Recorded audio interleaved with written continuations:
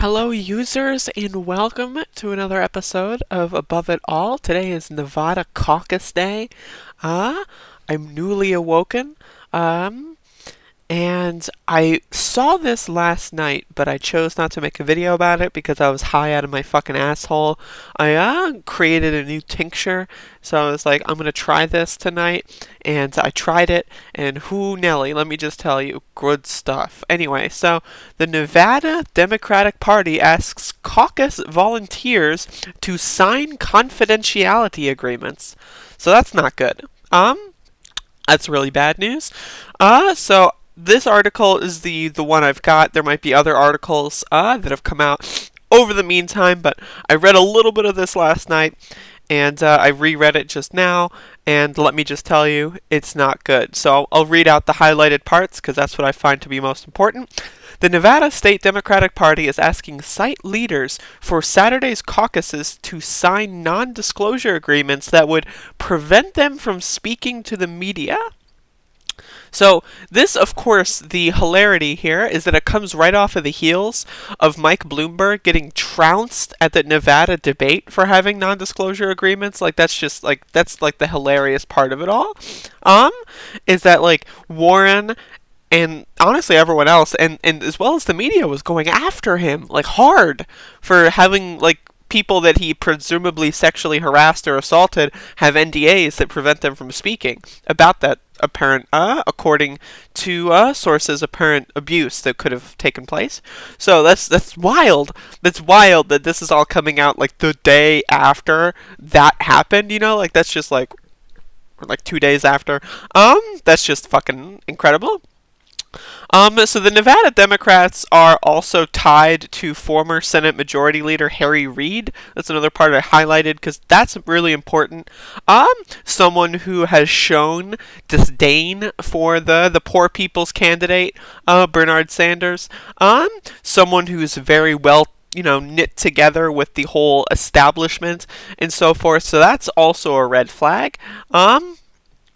And so CNN obtained a copy of this NDA, and it says, I will take all measures necessary to protect the secrecy of and avoid disclosure and unauthorized use of confidential information of the NSDP, Nevada State Democratic Party. So that's like really bizarre. Like I will take all measures necessary to protect the secrecy of? Like, what?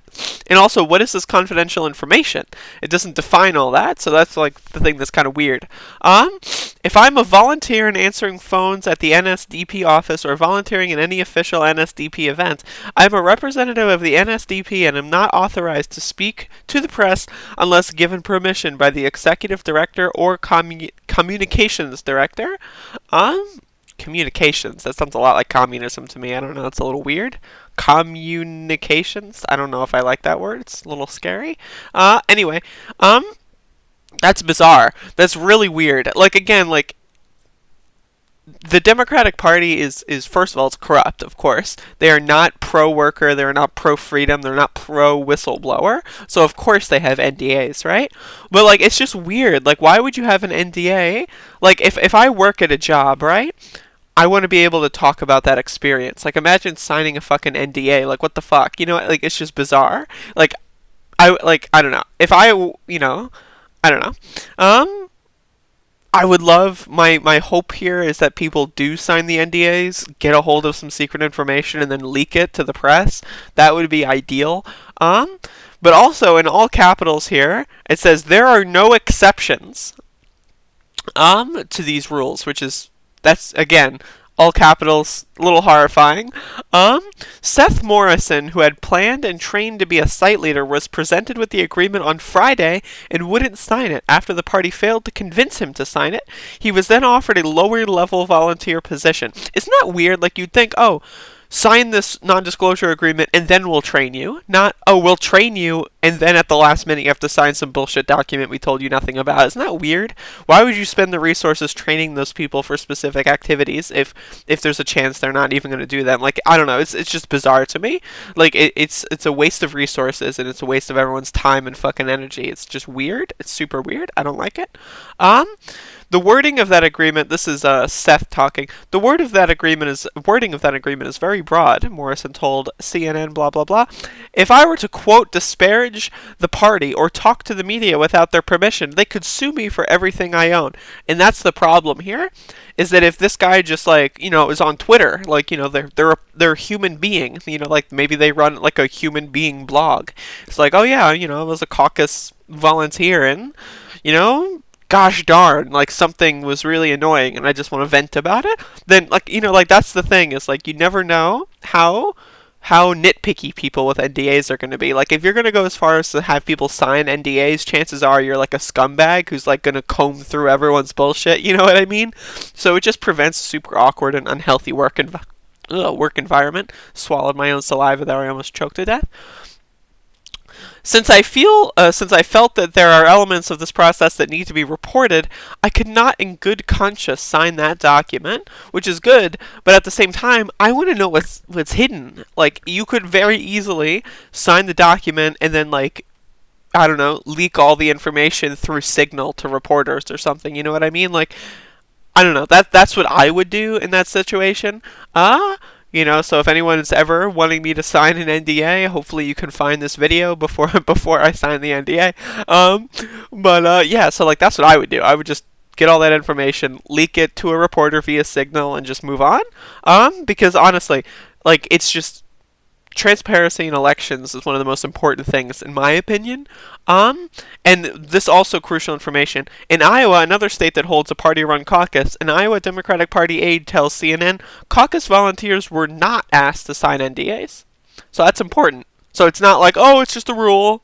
It's just a rule. Everyone's got to do it. No, it's just this specific... Oh my god, I'm a little... Got gaseousness going on. Indigestion. It's just this state that is, I don't want to use the word corrupt, but they're corrupt, potentially, probably. We all knew what happened last time in Nevada.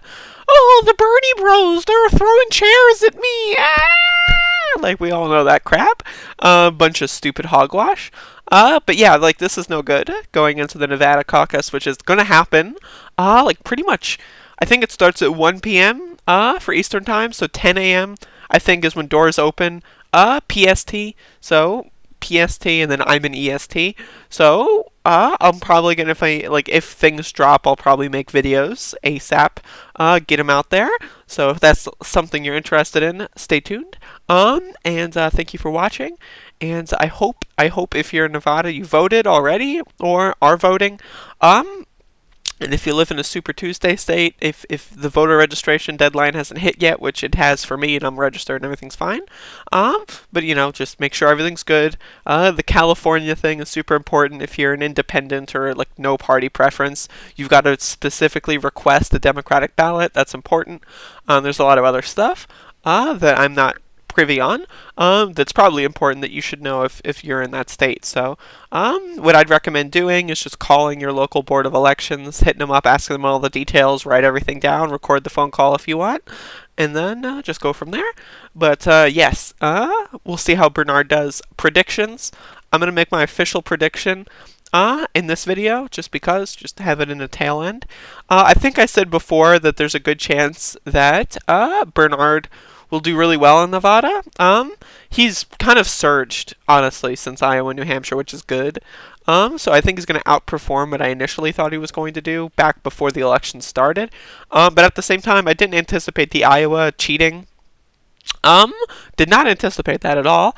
So, and then also he underperformed compared to my predictions in New Hampshire. So what I'm going to say the people that are going to end up being viable, I'm going to say it's going to be Bernard, of course, and I'm going to say Warren and Buttigieg. I think they're going to be viable, and everyone else is just going to crumble. So that's my pick. That's what I'm going to guess. I'm going to guess that Bernard is going to win, and I'm going to guess that he's going to win with about 30 to 40% of the vote. And I know that's, it's a pretty wide margin. If I were to try to convince myself to tie it down, I'd probably go on the lower end of that, like 34, 35%. I think that's likely, just given the realignment thing. With first alignment, like, I don't know. With first alignment, I'm going to say probably closer to 30% with the final alignment, depending on who becomes viable.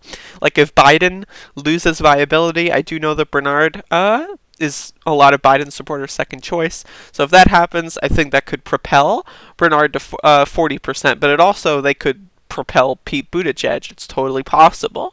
We really don't know. Maybe if you have any polls, I know the recent poll had recent polling, actually, there's like 3 polls that have had him above 30%. So I do think he's going to hit at least 30%, and possibly hit 40, depending on how the alignments go. But anyway, post your thoughts in the comment section, and let me know if there's any Nevada stories that happen, and I'll make a video real quick. I'll probably be at the computer most of the day, if not all day, because I'm a fucking loser, and I lose. But when I'm not losing, I win. So, yeah. Anyway, see ya.